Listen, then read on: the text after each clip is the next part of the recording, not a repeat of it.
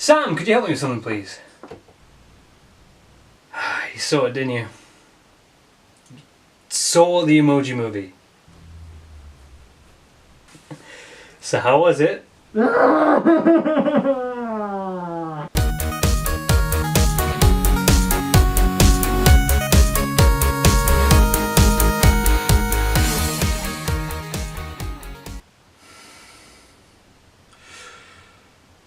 You know, I've been asked in the past, Sam, why don't you believe in God?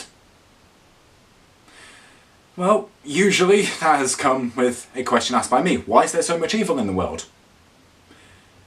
And after years and years of searching, I finally have the answer to it. There is no God. World peace will never be achievable. And this is why. Welcome to the world inside your phone, where everyone is expected to act one way their whole life. Aw, snap! Ow. Our first film tonight is the Emoji Movie, a bastardization of animated films that is so bad it makes me rethink my thoughts on 9 lives. It's Kevin Spacey being transformed into a cat! Do I really need to explain more? The film focuses on the story of Gene, voiced by TJ Miller, living in the world of a teenager's phone and living as the meh emoji. This teenage boy is trying to find the right emoji to send to a girl he has feelings for, but when things go wrong for Gene, he has to go on an adventure to set himself back to normal because his facial expressions keep on changing. Meanwhile, this boy's relationship with this girl he has a crush on depends entirely on what emoji he sends her in a text message. Ah! I know a lot of people have talked about this already, but fuck it, I could not care any less anymore. There's a lot that I want to get off my plate here. First off, the plot, or lack thereof. This is a film that takes place inside of a teenager's phone, and it's an adventure that focuses on 3 emojis trying to make one of them normal again. Also, like I said, the relationship between the boy and the girl depends entirely on what stupid face the guy sends in a text message. If that's really what it relies on, then she's not worth it, mate. Go look elsewhere. Oh yeah, and Patrick Stewart is in this as well. He's voicing the poop emoji. He doesn't have that many lines in the script, but he's still there. That's right. Captain Picard and Charles Xavier are voicing a piece of shit in a piece of shit. Really, Sir Patrick? Really? I hope that paycheck was fucking worth it. What's wrong, Captain Picard? What's wrong? I'm a serious Shakespearean actor, and I'm talking to the ambassador of the fucking worm people! Not to mention there's so much product placement in this that it makes me feel sympathetic towards the Transformers movies. In the film, Gene, with his 2 companions Jailbreak and High Five, travel across the phone screen and we see various different apps such as Twitter, Facebook and Spotify. And you're probably thinking to yourself whilst you're watching this, yep, that was what financed this movie. It was as if they just paid a massive amount of money just to say, hey there fellow kids, we're just like you, rock on! You're not. I'm never gonna fucking do that again. Jesus Christ. I watched Star Wars Cat backwards. I hope you're fucking happy with that. Jesus. Someone got paid to do this. I hope they're doing okay mentally. What else is wrong with this movie? Oh yeah, it's perception of millennials! The Emoji Movie gives off this idea that people from my generation are nothing more than idiots who are glued to our phones and want nothing more than to text all day. Come on guys, Time magazine doesn't give us as bad of a rep as you. I'm not joking around here, every single scene that you see a young person in there holding up a mobile phone. Is that how you guys see us? Do you just view us as moronic arsebrains who turn into vile monsters the moment you take away our phones? Believe it or not, we are a lot smarter than that. You can't go around saying we only care about what's in our pockets and then wonder why there's such a generational divide. We are smart people and we want to be taken seriously and we want to be mentally sound despite having an education system that literally feeds off the depression of young people just to stay alive. I thought we were past this as a species, but evidently not. You could probably tell by now that I'm not going to give this an A+. Come on guys, you know what's coming. The Emoji Movie gets an F. Okay, now that that's over with, I can talk about Annabelle creation without having to worry about that stupid mare voice for the rest of my life. Hello. Okay, very funny guys. Now I'm just going to talk about Annabelle creation. Amen. Okay, Pleasure. stop it guys. Seriously, stop it.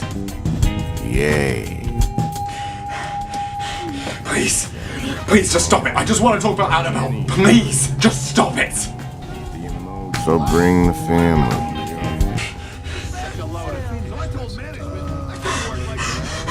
Gary, please, just stop it.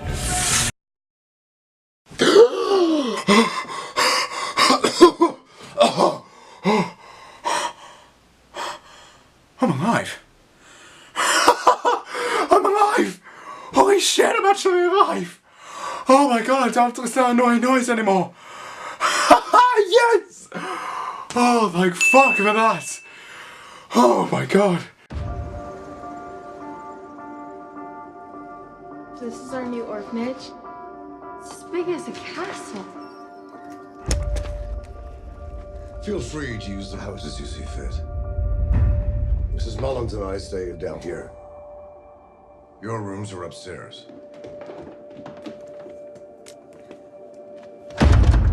Locked. And it stays that way. Our next film tonight is Annabelle Creation, the story that takes place a while before the original Annabelle film in the franchise.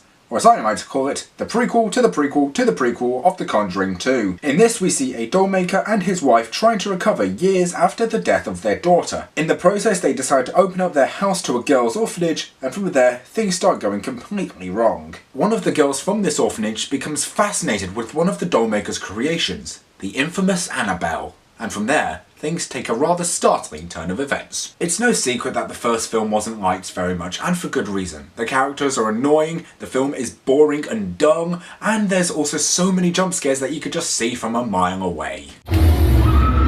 So it's no real surprise there that it got a lot of negative reviews. Creation, on the other hand, was something a lot different. Since they were given the opportunity to tell the original story, the writers and the producers and the directors were able to start off fresh and new, and they were given a chance to improve. And improve they did. For starters, the suspense was surprisingly well driven. There's a scene in the film where one of the girls enters a bedroom, and she's up close to the camera. However, she's left the door open. That's the one source of light coming into the room. You're not focusing on the girl, but instead on the door in the distance. It's all blurred out, and the girl is in focus, but you can't help but stare in the distance. You think something's going to happen. You're constantly in this state of dread because of it. That was unbelievable. That was so well done. And you know what? I can't help but credit the directors and, well, generally the people who made this film. It's great suspense with amazing cinematography added along as a bonus. David F. Sandberg directed this, and he has helped to bring this series back to life where it belongs. Lights Out showed that Sandberg has a very specific look when it comes to his work. It's very hard to explain what it is. It just works though. He's really good at building up suspense and fear and turning horrors into what they're supposed to be, and that's real drama taken seriously. Plus he is way better at making movies than the guy who directed the first Annabelle film, who I recently just found out was the cinematographer on The Mask. Yeah, that Mask. The Jim Carrey movie. You know, this.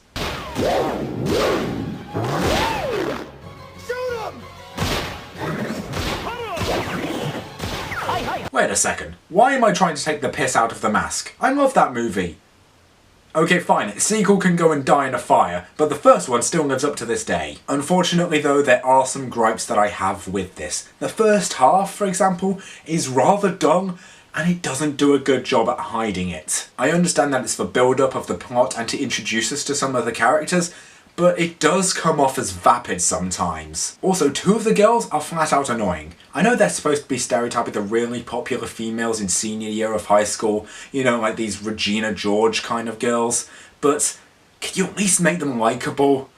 Because I actually liked Regina George. I don't like these girls. Guys, in the end though, I am pleasantly surprised by how well this film turned out. I think it could be this year's version of Ouija: The Origin of Evil. I can only hope. And because of the cinematography, the suspense, and how surprisingly well it turned out to be, I'm going to be giving Annabelle Creation a B-. It's good to see that horror is finally starting to ditch the jump scares. I know we're going to keep on getting those very typical January movies, but with later releases in the year, we're going to see films that are made by those who actually care about being creative. And in a world that's constantly trying to bring us down every single day, you know what? I'd say that's something to smile about. Guys, thank you so much for watching this latest episode of Double Review. I'm sorry I've not been able to film any more videos lately. I've actually been filming some content to go up in October, so since it's coming out in that month, I think you can probably guess from there what the theme is going to be. And so I am going to be uploading more later on in the year, I do promise that. And so, other than that guys, I've been Tartarus Pictures, and I will see you later. Good night.